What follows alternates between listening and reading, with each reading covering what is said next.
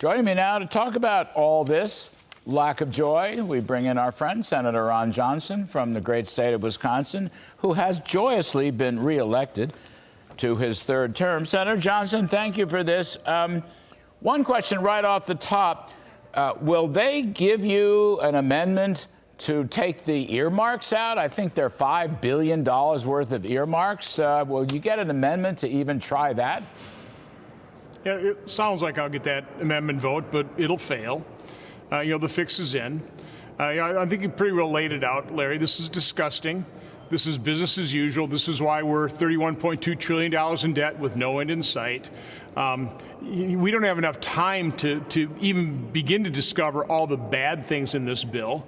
When you're spending $1.7 trillion, I'm sure there's worthy spending in there. One of the things that the Republicans are crowing about is we broke parity of increasing defense spending where you don't have to increase domestic spending by the same amount.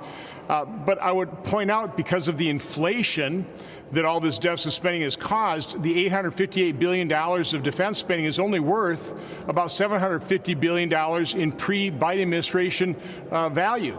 That's how much inflation has degraded the value of the dollar in less than 2 years. And for Republicans to go around saying this is a big win, the analogy I'm using, it's like your football team, you're losing 60-0. And in the last few seconds, you kick a field goal and you call that a big win. No, it's an enormous loss. I'm disgusted by this, as are you.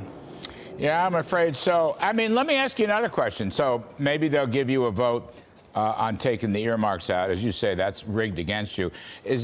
Could there be a vote to enforce the long neglected and waived spending caps? In other words, 41 Republican senators could institute something like $150 billion worth of savings to offset all the spending. I mean, is there a spending cap vote out there?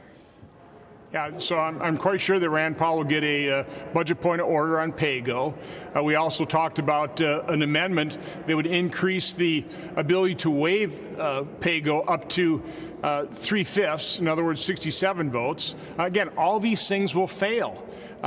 The fix is in. This is just disgusting. We'll have a time agreement, but if we don't have a time agreement, we'll just stick around here for another day, and the time will run its course, and this thing will be passed. I mean, this is going to pass, and I cannot tell you how disappointing this is, not only to me, but certainly the people in Wisconsin that voted for me, because I talked about fiscal sanity.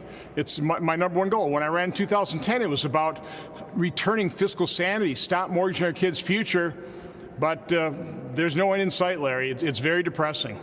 Part of the problem I've had with this from the beginning of the discussions we've been having over the last week or two is that the Senate action by the Senate leadership, the GOP leadership, has essentially betrayed the people who voted, millions of people who voted for a Republican House, which is coming to power in 13 days.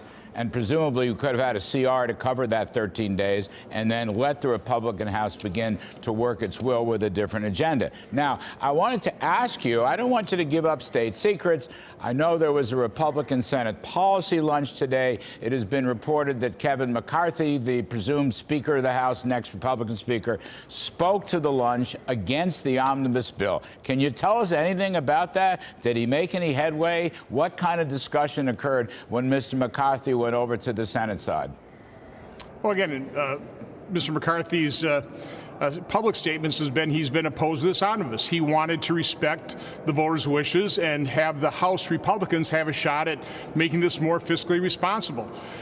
He didn't change that stance in our lunch. I think it's arrogant on the part of Senate leadership, Republican leadership, as well as those voting for this, to think they know better than hopefully Speaker future McCarthy. He was asking to have confidence in the House members. I'd much rather have confidence in House members on this spending bill than pass this thing, but it doesn't look like that's what's going to happen. Did any, in that Republican policy lunch, I mean, I've spoken to many of them down through the years, did anybody defend McCarthy? I mean, did anybody say, hey, this guy's right, we should have given him a shot at it? I certainly did. I said what he was saying was music to my ears. He was certainly talking about coordinating at least next year in a more fulsome manner with the Senate. Republicans, that's what we need to do. We need a strategy on these issues. But again, this is taking this issue away from House Republicans. I just think it's wrong, and so does he. Yeah, well, I think that is a correct view, and it is a betrayal. It's a betrayal of McCarthy, but it's a betrayal of the people who voted for a Republican House.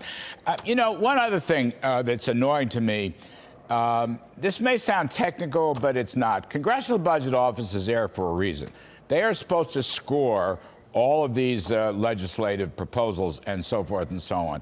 Now, there's a preliminary reading out. We just saw it within the last hour. We just got hold of it. But it's just preliminary, and it's not full.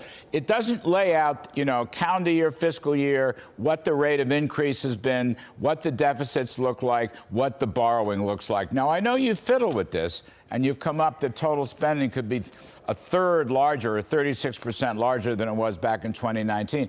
But how the heck do you do this and face the taxpayers and voters without knowing what it is you're doing? I mean, the CBO, love them or leave them. I mean, I sometimes don't like them. They're not exactly supply-siders, but they're the official scorekeeper.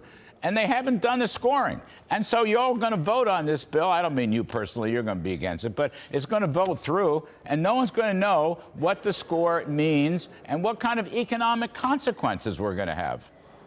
Well, it just shows you how wrong this process is and how we shouldn't be doing this. And I don't know how people will be able to defend this. I wouldn't want to defend a yes vote on this bill.